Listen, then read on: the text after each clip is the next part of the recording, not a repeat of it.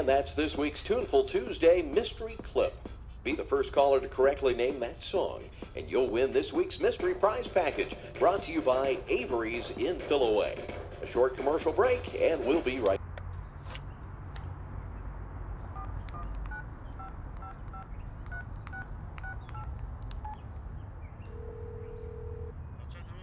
Yes.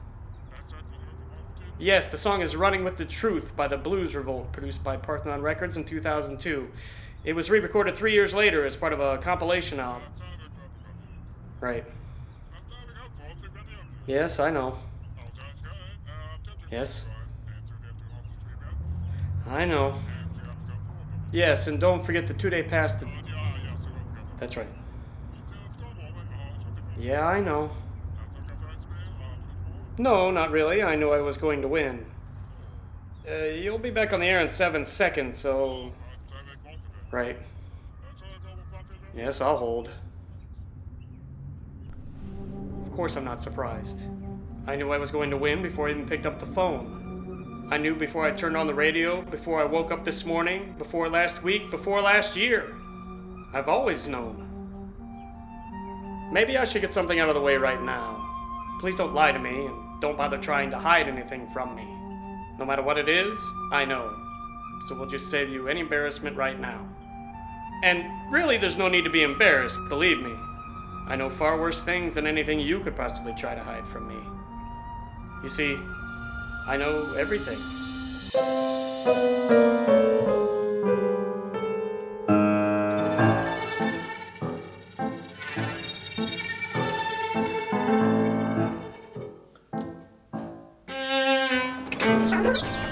Good morning, Mr. Lyons. You're early.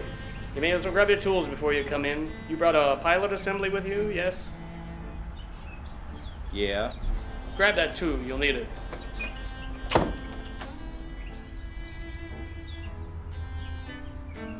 That's Jerry Lyons with L&L Plumbing and Heating, here to fix my water heater. Mr. Lyons has been married for 16 years to his wife Angela. He has 3 obnoxious children, Katie, Alex, and Chester, and 2 dogs, Boris and Butch. He spends the summers fishing, attending race car events, and camping at Griffin Lake. I know all these things and everything else about Mr. Lyons, yet I've never met him until just now. It's not a trick, I promise you. It's what I've been able to do my entire life. Anything I think about, I know.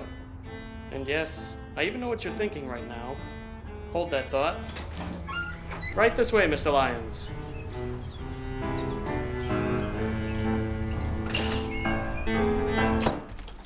I wasn't sure if I had the right place or not. I tried to confirm the address and time on Friday, but the number I called said it was out of service. Yes, I apologize. I changed my number since I made this appointment last month. You haven't had hot water in a month? I was away on a trip. I knew it wouldn't need fixed until I got back. So you think you got a pilot assembly needs replaced? I know I do. Well, let me take a look at her. Sounds like everything's working okay. I know.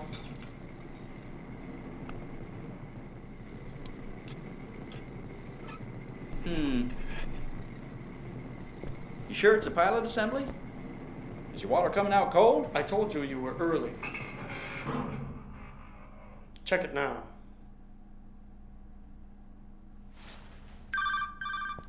Hello, Mr. Snyder. Yeah, high 63, low 52, partly cloudy in the afternoon. Clear skies tonight. Winds out of the northeast up to 10 miles per hour. That's fine, goodbye. The weatherman from Channel 4. Hey, I've seen you before. Where have I seen you? 3 months ago on the evening news. Yeah, you were involved in solving that Jarvison embezzlement thing. Hey, you really know everything they just saying that. It's true, I know everything. What's the square root of 275? 16.58312. Who's the 9th president? William Henry Harrison. What'd I have? Really? Are you sure? I thought it was Van Buren. Harrison. What'd I have for dinner last night? You didn't eat dinner last night, but you did have a bagel and a glass of milk before you went to bed. It kept you up. Whoa. That's right. Oh, is that why you had to have your number changed? Keep having to answer stupid questions like mine? I change my number every couple months when the phone calls become too much to handle. You ought to go on some game show or something, or go to Vegas. I won the state lottery twice. That's enough. No kidding. Besides, games don't hold any interest for me. It's not as fun when you know you're going to win. Now, I don't mean to be rude, Mr. Lyons, but I have a lot of things I need to take care of this morning, so... Oh, yeah. Well, I'll get right on this. Thank you. Oh, be careful the next time you put your hand inside the water heater. Gah! Must be nice to know everything.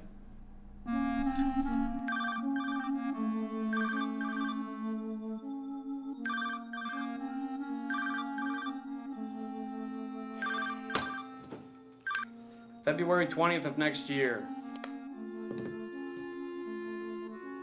Since the internet, it has died down considerably, but I still get inundated with calls from people wanting to know what's wrong with my car, where did I lose my wedding band, should we get a cat or a dog, when am I getting a promotion? The answers, respectively, are you have a bed ignition coil, in your gray pants pocket stuffed in the laundry basket, a cat, and February 20th of next year. Some questions are more popular than others. Is there intelligent life in outer space? Is there an afterlife? Does God exist? Excuse me. Come in, Mr. Walker. My name's James Olson. Your name is Nicholas Walker. You live at 6750 Park Circle in Fillaway. You had a living girlfriend named Sophia, but she dumped you last August. All right.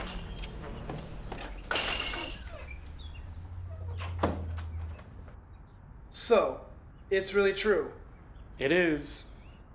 You can tell me anything I want to know, huh?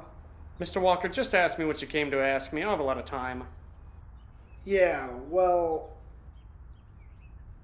You want to know the security code for the alarm system at 304 Winchester Boulevard, home of Greg and Dolores Armstrong. You'll also want to know the safe location and combination, I'm sure. Right. The code is... Here, you better write this down.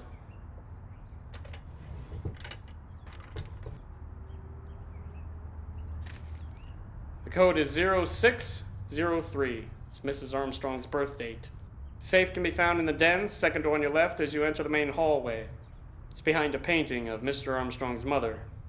Safe combination is 12 right, 4 left, 3 right, and open. Okay. Anything else? Yeah. How much is in this? $5,119. Is that all? Yeah, one more thing. Mr. Walker, there's no need for that. If I wanted you caught, I would have called the police before you'd even gotten here. I guess so. Anything else? I guess not. Then goodbye, Mr. Walker.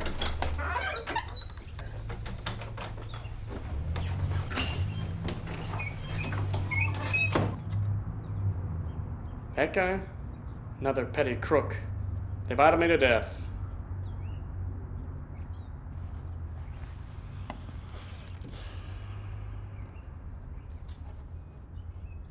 You think I'm aiding and abetting? Not really. I know what happens. Immediately after leaving here, Mr. Walker will drive to the Armstrong household. The Armstrong's neighbor will see Mr. Walker creeping around the house and call the police. The police will arrive before Mr. Walker can get his hands on the safe. Mr. Walker will manage to elude the police penniless, and the Armstrongs will change the security code on their alarm system when they return home from vacationing in the Caymans. Mr. Walker thinks... I beg your pardon. I still haven't introduced myself. My name is Charles W. Afternoon. To the people that are close to me, I'm known for always getting the perfect gift, for knowing just what to say and when to say it, and for knowing how to solve anyone's problem. I suddenly become very popular when people realize that I know what's going to happen before it happens. Nothing surprises me. Nothing ever has. A lot of people say that they hate surprises. Well, I welcome one, good or bad. You'll have to excuse me, it's my housekeeper. Come in, Miss Nowicki! Hello, Mr. Afternoon. It's good to see you again. How was your trip? Very productive. I finally got to see all the things I've wanted to see for a long time. Oh, like what? Oh, some of the more majestic landmarks around the globe, the pyramids, the Great Wall of China, the Himalayas, Mills End Park. Mills End Park. Where's that? It's in Oregon, and it was a bad joke. Oh, well, I've never heard of that one. I've seen the others before, though. On TV and in the movies doesn't count, Miss Nowicki. Then I guess I haven't seen much of anything. Well, what would you like to see if given the chance? I don't know. I've never given it much thought. Can I think about it? Sure. Well, we'll talk some more after I put this stuff away. While you were gone, I used up all the... Yes, I know. Of course. Miss Nowicki, Yes, Mr. Afternoon? the safety pin you have used to secure your bra strap has become unhooked and will presently stick you in the... It will stick you if you do not fix it. Thank you, Mr. Afternoon. I'm afraid that knowing everything means I'm usually the cause of some embarrassment from time to time.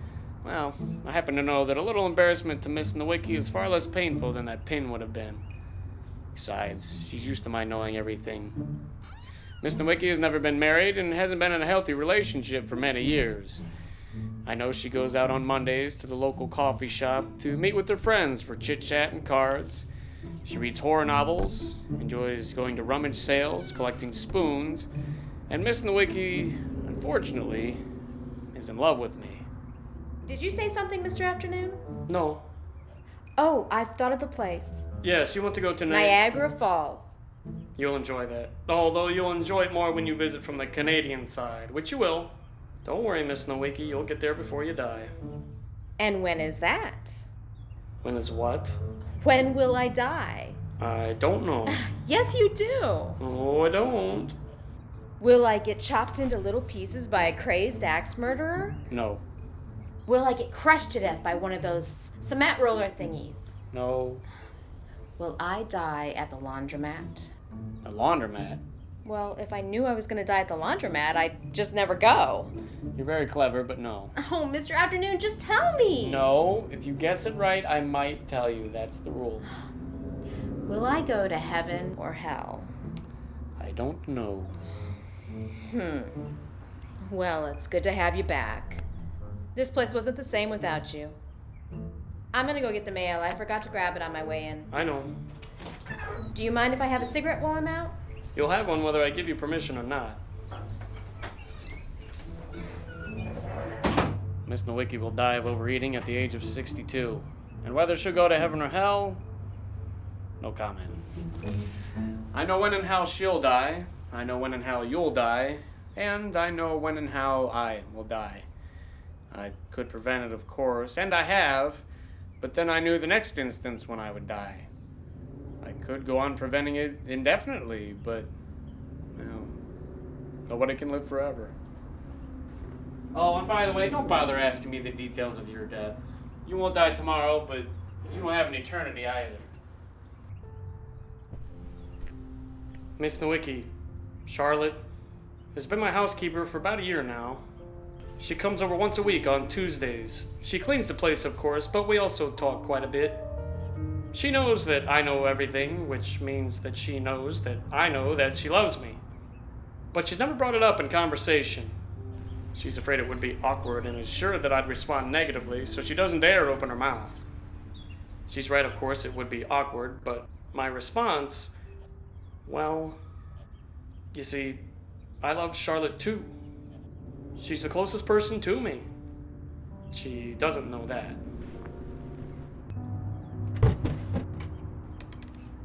Up until now, I've managed to keep our relationship somewhat formal by insisting we address one another as Miss and Mr. It only helps on the surface. I know that a relationship between Charlotte and I would end badly. While she presently finds my knowing everything amusing, if we were to get together, over time, she would find living with me intolerable, which would result in a very messy divorce. I don't want to put either of us through that. You're all set, Mr. Afternoon. You were right. With everything that's gonna run you... Here. You have something for me to sign? Oh, well... Don't you want to take a look at the job first? No need. Oh, right.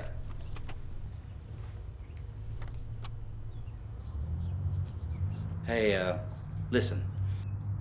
I gotta know something personal. Can you tell me if my wife's cheating on me? Mr. Lyons, I can tell you with certainty that your wife is very faithful to you. Oh, good. I wish I could say the same about you. Goodbye, Mr. Lyons.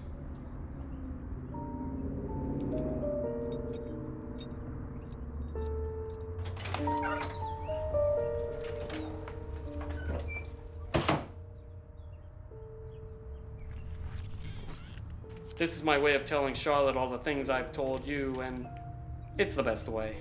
She'd be far too embarrassed to hear all this from my mouth. She'll find the letter tonight after her evening routine of eating dinner and watching the local news. Tonight, after she reads the letter, she'll be too overcome with both joy and sadness to feel any sort of embarrassment. She will know precisely how to react. You've got 5 letters today. 4, actually. One of those was delivered to the wrong address. Oh, you're right. Miss Nowicki. Yes, Mr. Afternoon? I'm sorry, I really should take this one. Yes? Yes, I know. Her body can be found at the bottom of Griffin Lake. Check near Dock 27 at the Marina Detective. You're welcome. Oh, and you should know that Alfred Townsend is the killer, not Roger Thorne. I know. Goodbye. You know what's most frustrating about knowing everything, Miss Nowicki? Nobody wants to think for themselves. They all want you to solve their problem because they're either too lazy or too stupid to do it themselves. But you might have saved other lives just now. The knowledge that you could give to people. You're very important, Mr. Afternoon. Well, I bet you could solve all the The fact of the world's- matter is that I did not save other lives. Mr. Townsend murdering his wife was an isolated incident. He's no serial killer. Just a desperate man with no other way out. But couldn't you have known that, and then knowing that, gone to him before he killed his wife, and explained to him that there are other ways out? No. And why not? Because I'm not a superhero. I can't be expected to prevent every crime, every disaster, or every mishap that's about to occur. I simply can't. With that being said, how am I supposed to choose which events merit my involvement and which don't? Besides, talking to Mr. Townsend wouldn't have helped. And why's that? Because Mr. Alfred Townsend is a very disturbed man. He would have killed his wife whether I talked to him or not. He would have tried to get a divorce, she would have refused, they would have stayed together, gotten a violent argument 2 weeks later, and then he would have killed her. Albeit in a different manner. Solving one problem inevitably leads to another problem, and another, and another. After so many anothers, I just stopped caring. Oh. I'm sorry, I didn't mean. I did. It's alright, Miss Nowicki. It's human nature to want to know everything. Everybody fears what they don't know, but I promise you, people would be far more scared of the world if they knew some of the things that I know.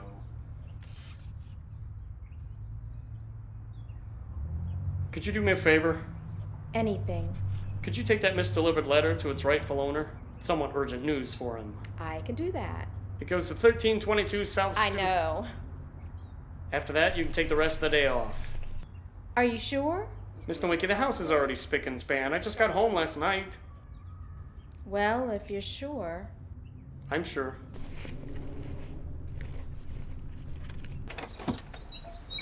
So we'll see you next week then? Yes, you will. It must be nice to know everything. Oh, will I get burned alive in a massive chemical fire? No. Goodbye, Mr. Afternoon. Welcome back. Goodbye, Charlotte.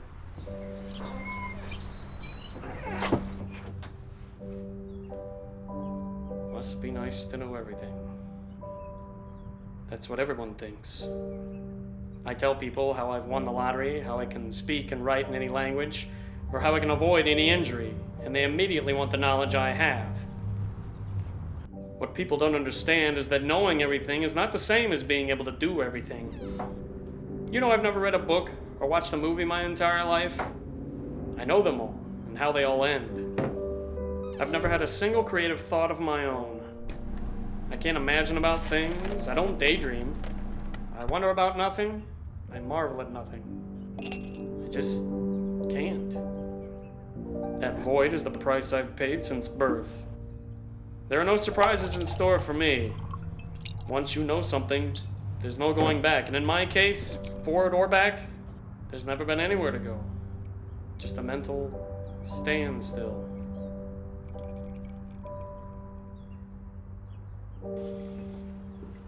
You want to know if there's intelligent life in outer space?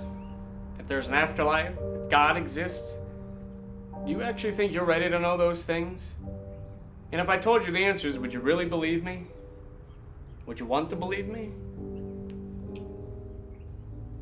Besides, I know that those are all the wrong questions. The very first question should have been to yourself. Do I want to know everything in the universe? Or would I like to be able to believe in something? To dream, to marvel, to be inspired, to be surprised, if only just once in a while? Your choice will be easier than mine, but it doesn't make the answer any less important.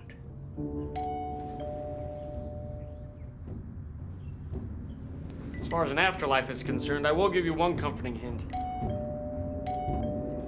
Enlightenment is an option. I'll choose ignorance.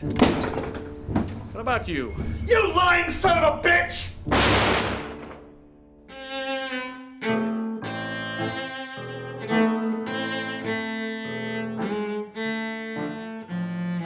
And if you're just tuning in, we finally have a winner for the Tuneful Tuesday prize package. A local man, Charles Afternoon. Mr. Afternoon has won himself a $500 gift certificate to Avery's, a free Reggie lawn tractor, and a 2-day pass to Bluebird Farms Amusement Park. All sponsored by Avery's in Philaway. So congratulations, Charles, and we certainly hope you enjoy your gifts.